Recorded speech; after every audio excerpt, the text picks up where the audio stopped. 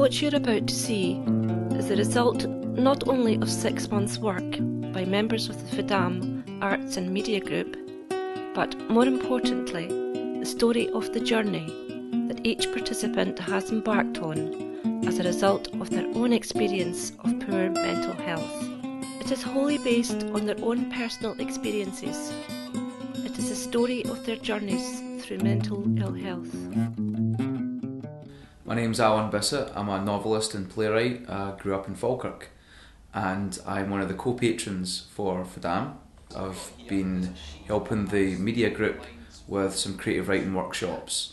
Some of them were submitting writing for a project being run by the Scottish Book Trust called Family Legends. So I came in and we did a session on trying to access stories from our family's past and turn those into pieces of creative writing. Well, it's good to see everybody here today. As you know, I'm a writer, and one of the things that I found when I was starting to write was that it really helped me deal with a lot of issues inside of me. It helps you, I think, sort through a lot of stuff that can be happening to you, that can be confusing unless you've got an outlet for it. Two of the members of that group, Jackie and Glenn, have had success with their writing. They've had stuff published, and so I think they're doing really well. So I've been really glad to be involved in that and the organisation generally.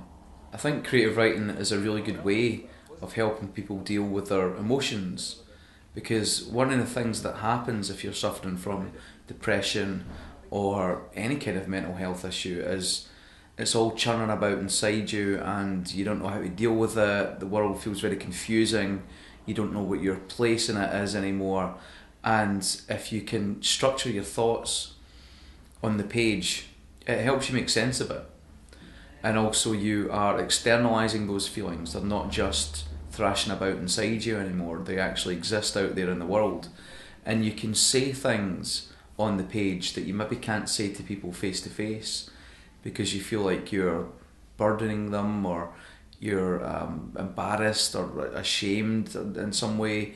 And the page never judges. You can literally say anything you want, and you then have the decision to show that to somebody or not. But I think just the act of getting it down there is very valuable for people's process. We're going to start off by looking at a worksheet of some novels, the opening lines of novels, and look at how to begin a story, how to actually start telling your tale. When I was younger, I had mental health issues of my own, and sometimes these come back. It feels like, every 10 years or so, it's like, okay, here we go. And the writing has always got me through that, because it's been something that has very much built my self-esteem. It comes from deep inside you. You give it to other people, they enjoy it. It confirms who you are. It sort of strengthens your identity, I think. And I can't imagine existing now without the writing. It's so much part of who I am and what I do. But it always comes from a source of pain. I think if you're doing it properly, then you're hitting quite deep stuff within you that other people recognise. So sometimes people read what you've written and they then share their own feelings with you. They say, well, that reminded me of a time in my life when I felt this, and it's part of a human connection. So it's very much been part of my journey, I think, really. The aim of this film is to let you step into their lives for a while, to let you see what it is really like to experience a breakdown in your mental health, and to highlight the discrimination that they experienced.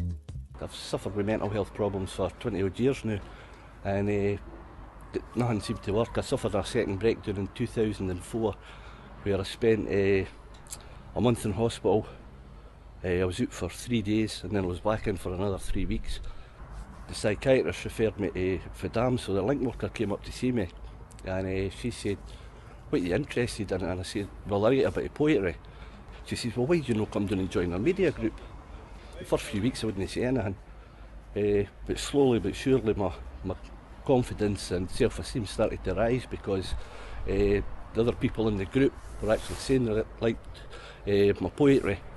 So since then, in the last couple of years, I've written an awful lot of stuff. I've been published in the local paper, the newsletters, but I think the biggest one is I entered a competition through the media group, and I got my poem Great Great Uncle Albert, a true story. It won the competition, and it opens the book of Scottish family legends. The best thing about it was there was novelists in that, published novelists that had put parts in as well, but I was credited above them. Plus I was invited through to recite it at the BBC, so I took some of the media group and that through, and it was a brilliant night. It was really, really good.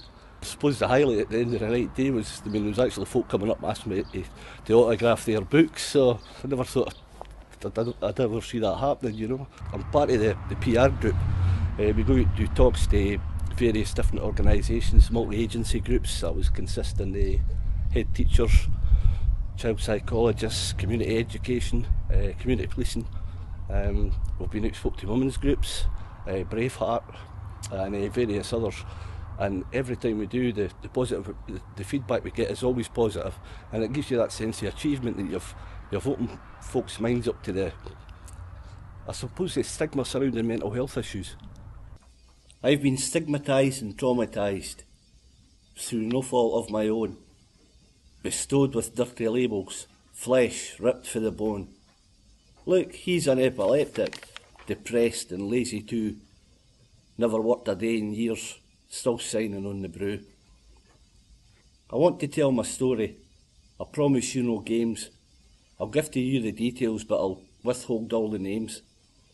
There's some jobs I did years ago, epilepsy sealed my fate. Sacked for taking seizures, sacked for running late. Running late, I took a seizure, I was bloody ill and sore. I tried my best to make it in, but they didn't seem to care. Application form no mention of my illness, no one knew. Never would I got the jobs, they'd have changed their point of view. A gift, unwanted labels, madman, weirdo, worse. But remember, I'm a victim, depression's sickly curse. I've been stigmatised and traumatised for what I've done no crime. Labels thrust upon me, now I've got to serve the time. I'm a victim, I'm a target, depression's deadly curse. Your looks, your twisted whispers, only makes it worse. We've got to stop the stigma, wipe it off the planet's face. We're just people with an illness, part of the human race. My name's Cammy Fraser, and I've got a company called Dramatic Ideas, CIC. Now what I do is I provide drama workshops and write, produce and direct plays for social excluded groups. I was contracted to write, produce and direct a play for FADAM, which I did, and the play's called We Are All Bobby. I'm bipolar, and the last really serious incident I had was over 4 years ago when I got really high, and obviously after a period of being really high you get a period of really low. Now I was about a year into my recovery and I got a phone call from a guy who I didn't know, and he said he was putting on a play down in Govan, and would I like to get involved in it? It really helped me because it gave me a sense of purpose, and it actually almost gave me a meaning to my life, because at that point I was so low and so down still, even after a year of recovery, that I couldn't see any future, I couldn't see any light at the end of the tunnel. And when you're down that far, it's not just a sense of you feel really depressed and you've got hardly any energy. It's also the fact that you question your whole being. You question what you're about and your abilities to do anything. Doing the drama just made me think, actually, this is something I can do, and this is something I can do well. Working with FADAM, this also increases my self-confidence, because writing and producing and directing a play, that in itself will increase one's self-confidence. And it also makes me feel better, the fact that I can use my skills to help people with mental health issues increase their self-confidence and self-esteem and team building skills. So that again makes me feel better and happier. Well, I'm always in my garden, and it's quite a big garden, but it's very, very easy to maintain. So most of the hours I spend in it, they're just like pottering about or just relaxing completely. Often I've taken books out into the garden, but to date I haven't read one word, because I look at the garden and it tells me it's a lifetime story, which is quite relaxing, you know. It keeps me calm and gives me insight into other people's problems. And I like to think I can help other people, because I've helped myself and I don't think I've got any problems. I met someone called Neil. He invited me in to see FADAM. It's created a new dimension for me. It's enhanced my life completely, and I enjoy everything. I got involved in I do a yoga class. I got involved in a play, which is tremendously wonderful, and a comedy group, and the community garden as well, which is another project which I was asked to draw up some plans, which I was glad to do, and it's in progress at the moment. The more I get involved with them, even more relaxed and confident I become. At this time last year, there's no way I would have thought, I'm in a play, I'm in a comedy group, I'm performing on stage. It's greatly enhanced my confidence as well, you know. We want you to see that there is hope, but whilst on the journey, the road to recovery, you will learn things about yourself and others that you may otherwise not have come to know. You may learn new skills, make new friends, find new interests. My name's Jackie Mercer. I've got bipolar, and I became involved with FADAM through the Link service 4 years ago. Through being in recovery, I'm now in a lot of groups. I'm a member of the board now, and I'm also a member of the media group. We done a book called Masquerade with the media group, which was our first big success. We had a great time on that. It brought us all together.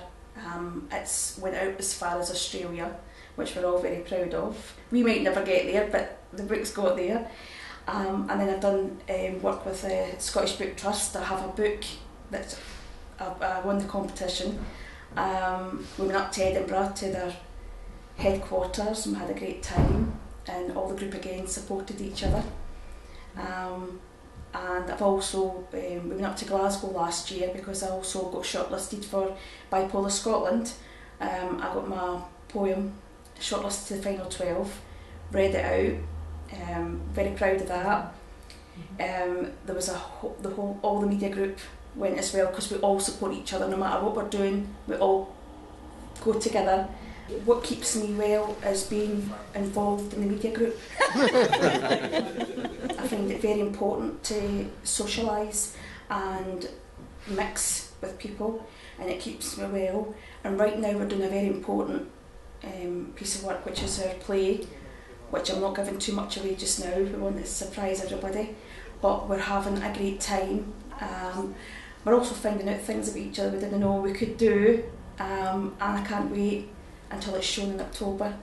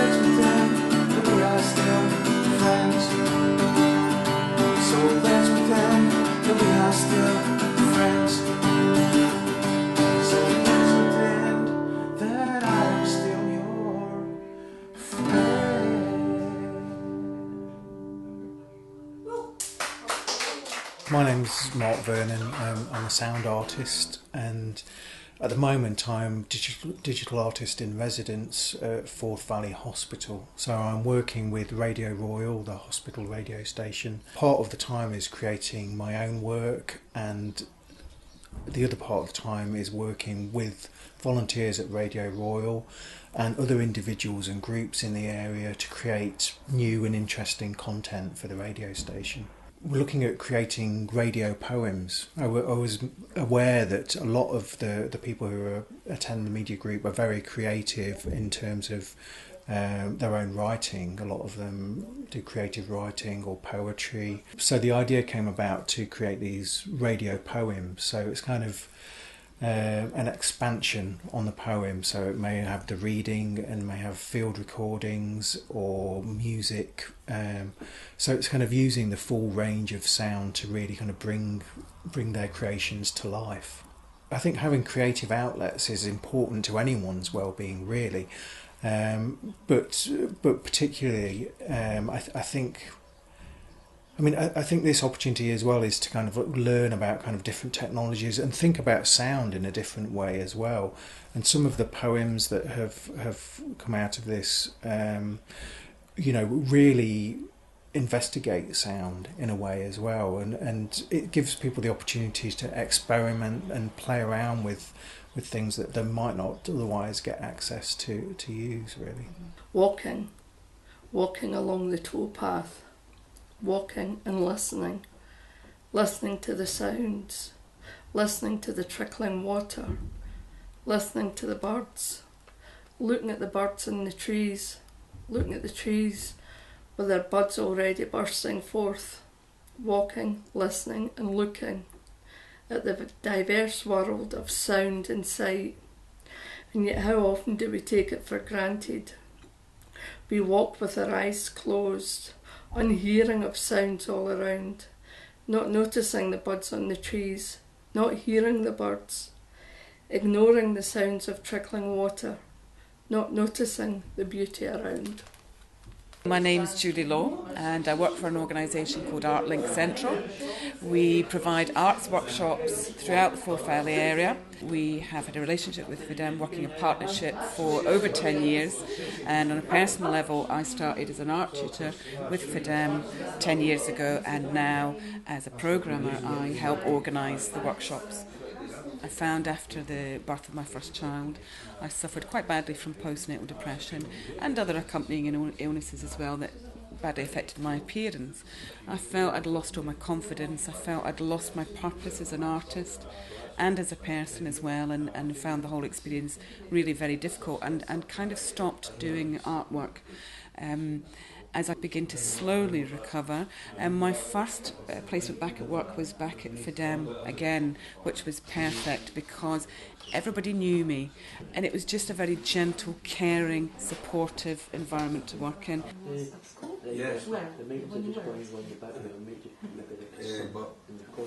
When I came to Scotland 5 years ago, I felt like it was like I was like alienated. I worked in Poland as an art teacher and artist. When I came to Scotland, I wanted to do something useful, so I'm now volunteer because I would like to share with my experience in art. I do my art since I remember.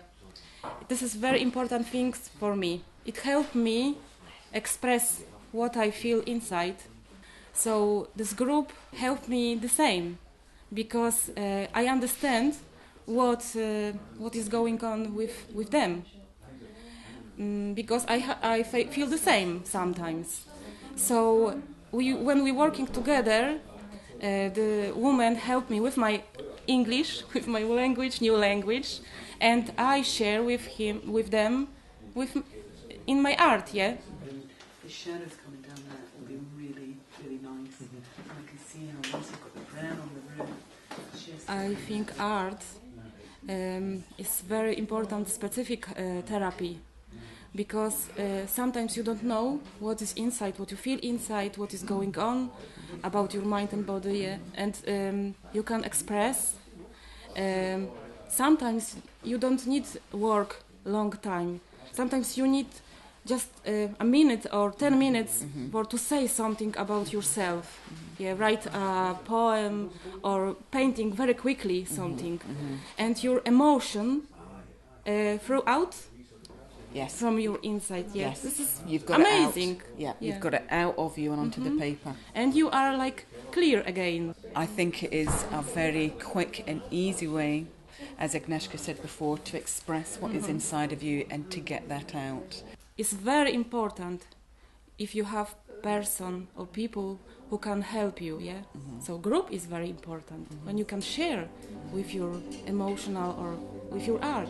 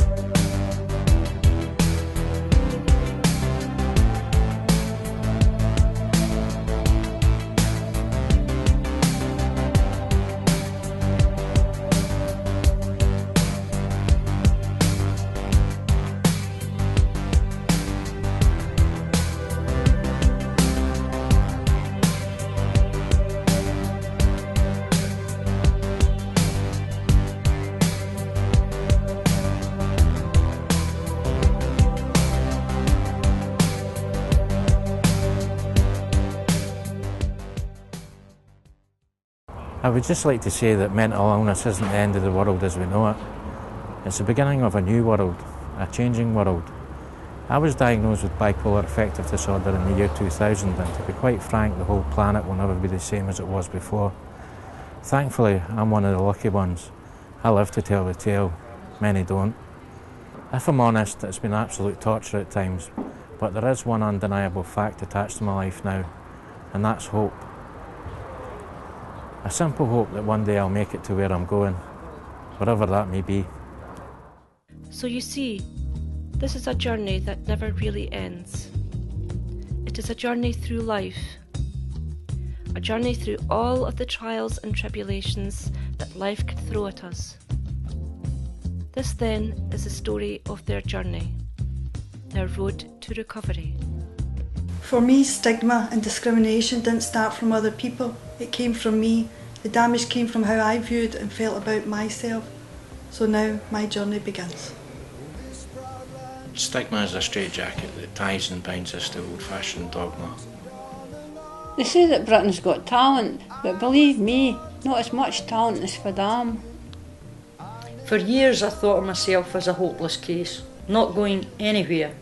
But having shared my experiences with others who accept me as me and acknowledge how difficult it can be, I now feel ready to tackle whatever life throws at me. I have a mental illness. I am also a singer-songwriter. Might not be as good as Prince, but does that matter? Important thing is that you created something that's yours. Finish each day and be done with it. You have done what you could. Some blunders and absurdities have crept in. Tomorrow is a new day. You shall begin it serenely and with too high a spirit to be encumbered with your old nonsense. My mate has a mental illness. I didn't know how to deal with it at first. It was difficult for me, but I learnt, first and foremost, he's a mate, not an illness. I go to a writing class now. I was speaking to Lorna, the tutor, last week, and she said something quite profound to me. She said, you know, it might sound a bit morbid, but I just want to leave something, like my mark on the world after I die. And I thought, yeah, so do I. Get out there and go for it. Live with your illness and enjoy life. I do.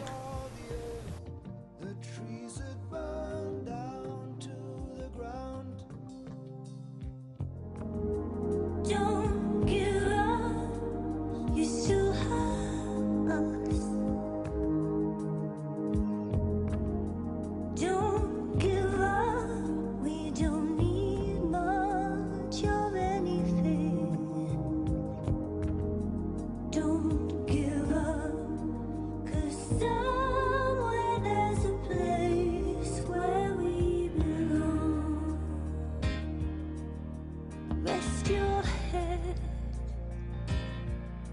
You worry too much.